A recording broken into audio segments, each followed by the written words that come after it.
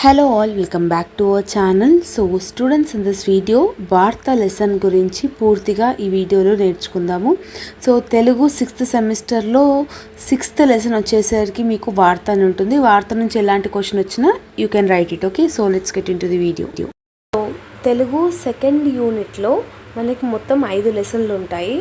అందులో మొదటి లెసన్ వచ్చేసి మీకు వార్త అనే లెసన్ నుంచి ఉంటుంది. 7th లెసన్ వచ్చేసి వార్త నిర్మాణం, 8th లెసన్ వచ్చేసి వార్త కథనలు, 9th వన్ వచ్చేసి ఇంటర్వ్యూ, 10th వన్ వచ్చేసి అనువాదం. సో ఈ వీడియోలో వార్త గురించి తెలుసుకుందామా. సో ఆధునిక కాలంలో పత్రికలకు ప్రజల జీవితంలో భాగమయ్యాయి. జర్నలిజం అనేది ఆకర్షణీయమైన ఉద్యోగం కావడంతో పాటు అవకాశాలు కూడా అధికమయ్యాయి. వార్తాపత్రికలు ఎక్కువగా ఉండడం, వార్త రచనలో వైవిధ్యం చూపించే వారికి పదులు పద్యాయనం ప్రాధాన్యం ఇవ్వడం కారణంగా జర్నలిజం ఇప్పుడు ఔత్సాహికులను ఊరించే వృత్తిగా మారింది. సో ఇప్పుడు మన డే టు డే లైఫ్లో వార్త అనేది అంటే న్యూస్ అనేది చాలా ఇంపార్టెంట్. సో దాన్ని జర్నలిజం అంటాం. సో ఒక న్యూస్ని వెతికి పట్టుకొని దాన్ని మంచిగా పోర్ట్రే చేసి ప్రజలకు తెలియజేసేదాన్ని ఉంటుంది. సో వార్త అంటే ఏంటో అనేది ఈ 6th లెసన్లో మొత్తం నేర్చుకుంటారు. జస్ట్ అబౌట్ వార్త. ఓకేనా. సో వార్త సమాచారం వలన విజ్ఞానం పెరుగుతుంది. సమాచారం పొందిన వాళ్ళు ఆ సమాచారాన్ని అందుకుంటూ వివిధ రంగాల్లో అభివృద్ధి అందుకుంటారు. సమాచారం అందుకోని వారు అన్ని రంగాల్లో వెనుకబడిపోతూ మానవ పరిమిత వికృతి చెందిపోవడంతో ప్రజలు ఎంతో సమాచారం తెలుసుకోవాలి. ఏ సమాచారం తెలుసుకోవాలి అనే విషయాల్లో పరిమితులు వచ్చాయి. కొన్ని సమాచారాల మీద అంశాలు కూడా విధింపబడుతున్నాయి. సో ఇక్కడ ఏమంటున్నారంటే, ఇప్పుడు మనం ఒక విషయం తెలిస్తే ఆ విషయం మీద మనకి ఇంకెక్కువ నాలెడ్జ్ అనేది వస్తుంది. ఒక పనిని ఎలా చేయాలో అనేది ఒక ఇంటెన్షన్ వస్తుంది. అదే మనకు ఆ విషయం తెలియకపోతే compare to that thing we have in a back step no. So మనం చాలా వెనుకబడిపోతూ ఉంటాం. సో సమాచారాన్ని ఏదైతే ఒక ఇన్ఫర్మేషన్ ఏదైతే దాచడంని సహజ బలహీనత చెప్పుకోవచ్చు, సామాజిక బలహీనత అని చెప్పుకోవచ్చు. సో న్యూస్, మనకు తెలిసిన న్యూస్ని అందరికీ తెలిస్తే వాళ్ళు కూడా బెనిఫిటే, మనకు కూడా బెనిఫిటే అన్నట్టు చెప్తున్నారు. భారతదేశపు రాజ్యాంగం పౌరుడికి సమాచారం తెలుసుకొని హక్కును కల్పించింది. అది చట్టంగా వచ్చింది. తనకు తెలిసిన సమాచారాన్ని తెలియజేసే స్వాతంత్రం కూడా రాజ్యాంగం ప్రజలకు కల్పించింది. కానీ ఇప్పటికీ కొన్ని దేశాల్లో సమాచార హక్కు లేదు. కొన్ని దేశాల్లో విద్య కూడా అందరికీ అందడం లేదు. సమాచారం తెలుసుకునే అవకాశం ప్రపంచ దేశాలకన్నిటిలో ఒకే విధంగా అమలులో లేదు. సో ఇక్కడ మనకి న్యూస్ అనేది మన ఇండియాలో ఉంది. So what is happening at any corner of the country of our India, ఎక్కడ ఏ మూల ఏం జరిగింది అనేది న్యూస్ అనేది మనకు తెలుస్తుంది విత్ ఇన్ ఫ్రాక్చర్ ఆఫ్ సెకండ్స్లో. అదే కొన్ని దేశాల్లో న్యూస్ వినడానికి కూడా గవర్నమెంట్ అనేది పర్మిషన్ ఇవ్వదు. పర్ఫెక్ట్ ఎగ్జాంపుల్ అంటే నార్త్ కొరియాలో ఏ న్యూస్ టీవీలో టెలికాస్ట్ అవ్వాలి అనేది కూడా గవర్నమెంటే నిర్ణయిస్తుంది అనమాట. సో వితౌట్ గవర్నమెంట్ ఇంటర్ఫీరియన్స్ మనం ఏం చేయలేము. ఓకేనా. ఆదిమ మానవుడు సైగలతో తన భావాలను ఫస్ట్ ఆది మానవుడు ఏం చేసేవాళ్ళు, అప్పుడు మనకి భాష తెలుగు, ఇది హిందీ, ఇది ఇంగ్లీష్ అని మనకి ఏం తెలియదు. అప్పుడు వాళ్ళు ఏం చేసేవాళ్ళు, సైగలతోని వాళ్ళ భావాలను, వాళ్ళు ఏమనుకుంటున్నారో వాళ్ళ ఫీలింగ్స్ని బయట చెప్పేటోళ్ళు. సో తర్వాత శబ్దాలు పుట్టాయి, తర్వాత ధ్వని వచ్చింది, తర్వాత ఒక భాషలు ఏర్పడ్డాయి, తనకు ఒక లిపి వచ్చింది. ఇట్లాంటివన్నీ డిఫరెంట్ స్టేజెస్ వచ్చినాయి కదా. సో తర్వాత కాగితాలు, న్యూస్ పేపర్ అయిన కాగితాల మీద న్యూస్ పేపర్లు పెట్టించేవారు.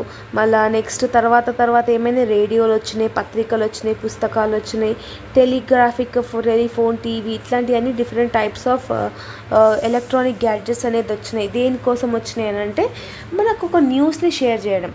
Computer, cell phone, mail, blog, WhatsApp, Facebook, Twitter, Instagram, ఇవన్నీ సమాచారాలు చేరవేసే సాధనాలు. ఇప్పుడు మనం ఇక్కడ నుంచి అమెరికాలో ఉన్న ఎవరికైనా, రష్యాలో ఎవరికైనా, ఈవెన్ పాకిస్తాన్లో ఎవరున్నా కూడా మనం with in fraction of seconds మనం హాయ్ అని మెసేజ్ పెడితే ఆ సమాచారం అనేది అక్కడికి వెళ్ళిపోతుంది కదా.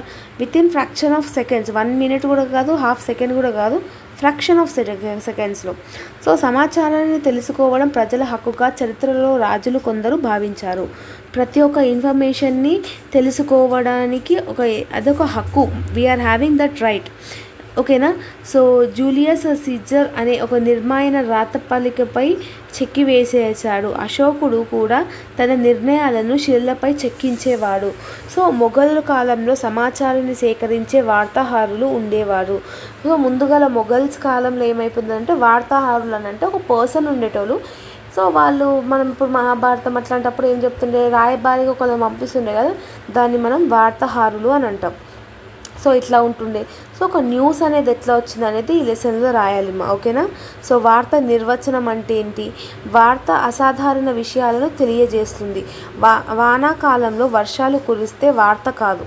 తుఫానుల వలన పంటలు నాశనం అయితే అది వార్త.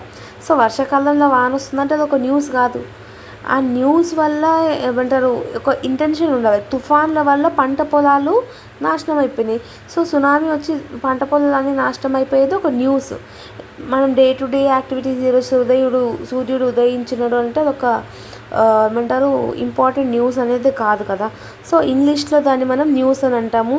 4 దిక్కుల నుంచి అంటే north, east, west, south, news అనే దాన్ని నార్త్, ఈస్ట్, వెస్ట్, సౌత్ అని అంటావు. మనుషులు తమ చుట్టూ ఏం జరుగుతుందో తెలుసుకోవాలనుకుంటారు. సాంకేతిక కారణం ఇప్పుడు సమాచారం తెలుసుకునే అవకాశం పెరిగింది. ఆ సమాచారం ఇక దీని గురించి మొత్తం రాసేసేయండి అమ్మా. ఓకేనా. వార్త లక్షణాలు, ఒక వార్త రాయాలంటే ప్రాధాన్యత ఒకటి అనేది ఉండాలి. సెకండ్ వన్ వచ్చేసి సమీపం ఉండాలి. థర్డ్ వన్ వచ్చేసి సంఘర్షణ. ఫోర్త్ వన్ వచ్చేసి సంచలన మార్పు. అండ్ ఫిఫ్త్ వన్ వచ్చేసి అభివృద్ధి. ఈ 5 అయితే కంపల్సరీగా వార్త దాంట్లో ఉండాలి. వార్త నిర్మాణంలో అంటే ఒక న్యూస్ రాయాలంటే దానికి 4 సైడ్ హెడ్డింగ్స్ అయితే కంపల్సరీ. ఒకటి శీర్షిక అంటే హెడ్లైన్ ఒకటి. సెకండ్ వన్ తేదీ అంటే డేట్. థర్డ్ వన్ లీడ్ అంటాము. లీడ్ అంటే విషయ పరిచయం. ఏ టాపిక్ మీద, స్కూల్ మీదనా, కాలేజ్ మీదనా, పొలిటికల్ మీదనా, క్రిమినల్ మీదనా, క్రైమ్ సీన్స్ మీద, దేని మీద అనేసి. బాడీ అంటే విషయ వివరణ, దాంట్లో ఏం జరిగింది. అండ్ లాస్ట్కి ఉపశీర్షిక అంటే it's nothing but about conclusion అనమాట. సో ఈ 5 నేర్చుకోండి. 5కి ఏమంటారు మీరు ఇన్ఫర్మేషన్ అనేది రాయాలి. శీర్షిక అంటే ఏంటి, తేదీ అంటే ఏంటి, లీడ్ అంటే ఏంటి, ఉపశీర్షిక అంటే ఏంటి. సో ఇట్లాంటివన్నీ. ఉపశీర్షిక అని అంటే లైక్ ఇంకొక స్మాల్ ట్యాగ్ లైన్ అనమాట. For example Raja the great అని ఒక సినిమా ఉందనుకో, దానికి ఇంకో ట్యాగ్ లైన్ ఉంటుంది కదా, అట్లాంటి ట్యాగ్ లైన్ అనమాట. సో ఇట్లాంటి కొన్ని సినిమాలలో కిందికి వస్తాయి, నాకు గుర్తుకొస్తలేదు కానీ ఆనంద్ సినిమా ఒక కాఫీ లాంటి సినిమా, ఒక కాఫీ లైన్ సంథింగ్ ఏదో ట్యాగ్ లైన్ వస్తుంది కదా. సో అట్లాంటి దాన్ని ఉపశీర్షిక అని అంటాము. అంటే సబ్ టైటిల్ అనమాట. టైటిల్, సబ్ హెడింగ్ అట్లాంటి టైప్. ఓకేనా. సో ఇది వార్త లెసమ్మ. Hope you have got understood వార్త లెసన్ అనేది అనుకుంటున్నాను. ఎట్లాంటి క్వశ్చన్ వచ్చినా మీరు ఈజీగా అటెంప్ట్ చేయొచ్చు. 3 సైడ్స్ అయితే కంపల్సరీగా రాయాలి ఈ లెసన్ నుంచి. So this is all about the video, students. I hope that you have got clarity about this subject. If you are having any further doubts related to this video, you can comment down in the comment section. And coming back to the notes PDF, I have uploaded this notes PDF in a Telegram group. Just try to check out in their Telegram group for the notes PDF. Telegram group link is given in the description as well as the comment box. Okay, I hope everybody started their preparation. So if you're having any doubts, you can comment down. All the videos, important questions videos I have already uploaded. Just check out in our channel. So this is the thing ma. If you like this video, then do like, share, comment and subscribe to our channel and share with all your friends and groups, because this video will be useful for them also. And let me know how you felt about this video. And all the very best for your examination once again, because rock in your exam, because you should score O grade or minimum A+ in your English, right? So see you all in next video, students. All the very best once again. Thank you so much.